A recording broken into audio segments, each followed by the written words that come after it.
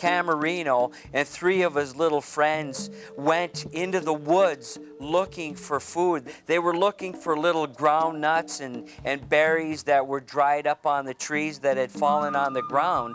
While they were out in the bush, radical Islamic troops came into that area and saw these little boys, and they began to pursue them. What happened next was unbelievable. The Islamic soldiers surrounded the boys who were hiding in the tall grass, and they literally lit the grass on fire. The next morning, we got up very early, packed up, and headed back. We were going back to Nimale. And on the way, we had stopped in this little village called Moli.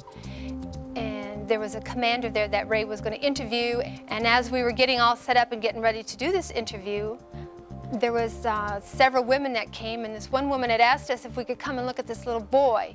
And so we slowly took the blanket off of him, lifted some of his clothing, and even as we did that, some of his skin was coming off. He was over 40% burned. You could smell the burning skin. It stunk very bad in that building. He had flies all over him. Debbie, who was on our team, who was a nurse, took a look at him, and she said, "We need to get him out of here now." After we found Camerino, the team, as we sat there and we looked at him, we were just in shock at what had taken place. We all reached down and grabbed the plastic that he was laying on. There were about 6 of us, and we just gently picked him up. And while we were picking him up, Camerino was in such pain that you could just hear him going, "Ow, ow, ow," and he was screaming while we were picking him up. And all the while we were hauling him to the 4-wheel drive, and we gently slid him into the back of our truck. And then we began the 5-hour journey back to the base camp. For us, it was really a very emotional time because of the pain he was going through, but just the fact that God had allowed us to see this little boy and to be able to actually save his life and bring him back to the hospital. Camerino is just one example of the horrific suffering the church in Sudan faced during more than 2 decades of attacks by the radical Islamic government in Khartoum. James Jetta and Paul Modi were orphaned and severely burned by Islamic soldiers for refusing to deny their Christian faith. Damare had his knees and feet nailed to a board when he left the camels of his Muslim owner to go to church.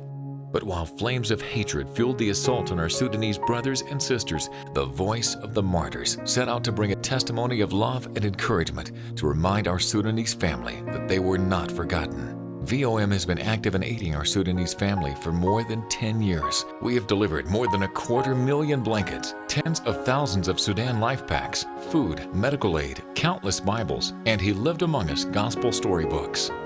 In 2005, the government signed a peace agreement with the Sudan People's Liberation Army. The agreement promised a referendum vote in 6 years. The Christians of South Sudan are now rebuilding their lives and their country by simply sending good, clean blankets to the voice of the martyrs. You are literally standing with your Sudanese brothers and sisters in this crucial time in their country's history. All blankets received are properly sorted, baled, and packaged for distribution into Sudan. And with each blanket, VOM will also distribute a copy of He Lived Among Us, an illustrated Bible storybook. While we know the need in Sudan extends beyond blankets, this program offers a practical way for all of us to get involved, to let our Sudanese family know that we are still standing with them. This was the blanket that Camerino laid under. And this blanket, you can see, is just like an old burlap bag with rips. And I mean, how could anybody stay warm under a blanket like this?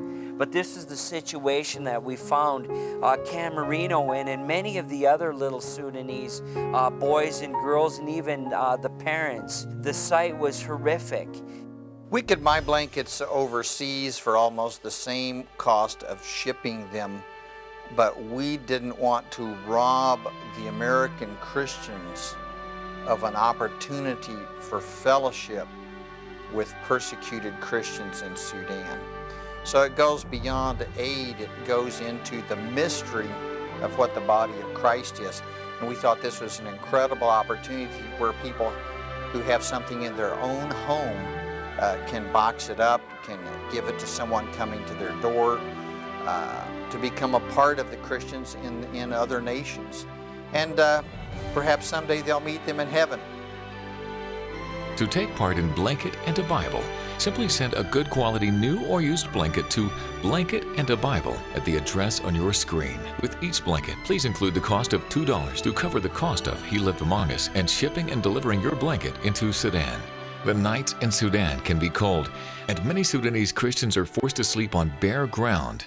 While we may not realize the value of a simple blanket, it is literally a necessity of life for Sudanese Christians. During the times that I spent with the Sudanese, I told them that these weren't just blankets from some storehouse that we purchased. Every blanket was given by a Christian family who was praying for them, who cared for them, who loved them. And when the people received the blankets, you could tell on their face that they knew that this was a blanket of love.